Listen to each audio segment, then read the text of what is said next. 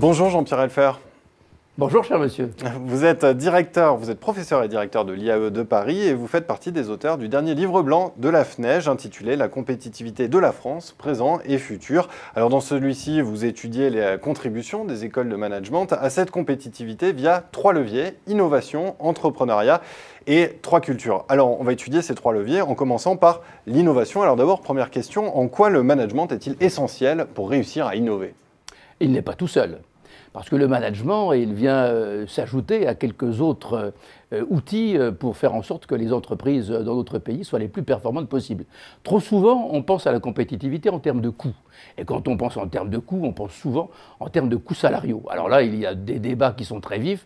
Nous, on est sortis de ce cadre-là en se disant que, au-delà des problèmes de coûts, donc des problèmes de prix et donc des problèmes de salaire, il y avait l'innovation. Et l'innovation, c'est le fait d'avoir des produits performants qui sont proposés à l'ensemble des clientèles.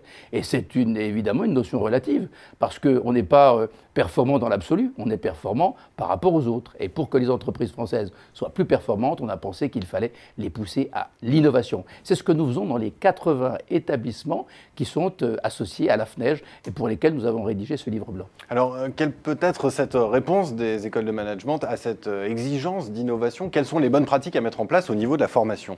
Alors, pour nous, la formation, elle intervient sur plusieurs aspects. D'abord, c'est de la formation initiale, avec des étudiants qui sont des étudiants frais, des étudiants jeunes, et qui seront au service des entreprises, parfois dans 5 ans ou dans 10 ans. Il y a aussi la formation continue, avec des cadres que nous formons tous les jours, et qui, eux, vont voir leurs pratiques s'améliorer. Et puis, nous avons de la recherche. Nous avons des chaires d'entreprise qui, elles, transmettent aux entreprises les meilleures pratiques. Donc pour nous, les écoles de management, ce sont ces 3 aspects qui sont importants, qui sont essentiels, et nous y travaillons tous les jours en adaptant nos programmes à la réalité du monde que nous connaissons. Donc le premier levier, c'est l'innovation. Le deuxième, c'est l'entrepreneuriat. On le voit aujourd'hui, ceux qui suivent Xerfi Canal l'entendent de la bouche des intervenants. De plus en plus d'étudiants sont attirés par l'entrepreneuriat. Qu'est-ce que les écoles de management peuvent faire pour accompagner ce mouvement ? Alors, les écoles de management, elles sont tombées dans l'entrepreneuriat, dans la bassine de l'entrepreneuriat il y a bien longtemps. Et on se réjouit, bien évidemment, de voir que les pouvoirs publics, avec les opérations Pépites, par exemple, nous incitent à aller de l'avant.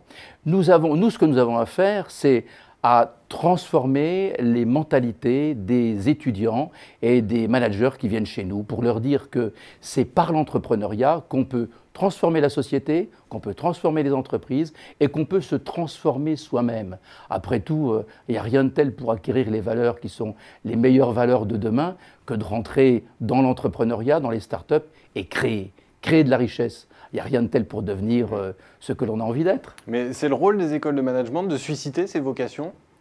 Mais c'est plus que de les citer, de les susciter, c'est le fait de les accompagner et puis de suivre ensuite ce qui va se passer.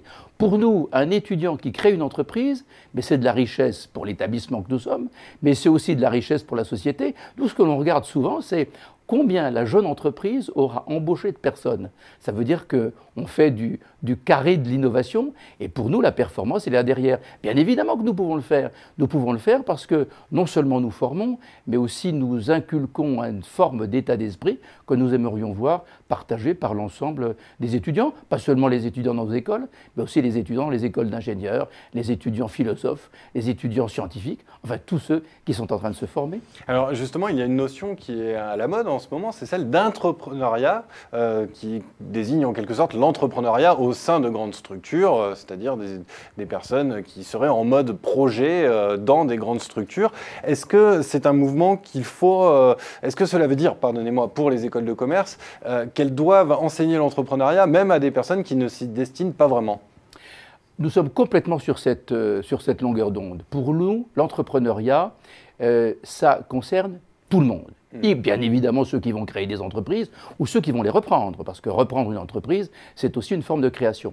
Et ceux qui, à l'intérieur des entreprises, à l'intérieur des organisations, pas seulement les entreprises, mais aussi dans un hôpital, dans une association, dans une ONG dans le monde entier, avoir une perception de la création, une volonté de se dépasser, une volonté d'entraîner des équipes, c'est ça l'entrepreneuriat. C'est gérer des projets à l'intérieur des structures. Ça veut donc dire que pour nous, nous formons bien évidemment ceux qui vont créer ou reprendre, mais nous formons aussi à la mentalité entrepreneuriale, à l'orientation entrepreneuriale, tous ceux qui vont se trouver sur le marché de l'emploi à un moment donné. Alors, vous le notez, c'est une tendance qui est sociétale quasiment, et cela implique de nouvelles organisations dans les entreprises. C'est le troisième levier que vous soulignez pour améliorer la compétitivité de la France. Alors, pour en revenir aux écoles de management, quel doit être leur rôle pour influencer, in fine, les organisations dans les entreprises et accompagner ces mutations sociétales? Notre conviction, c'est que rien ne se fait sans des hommes et des femmes, sans une culture, sans une organisation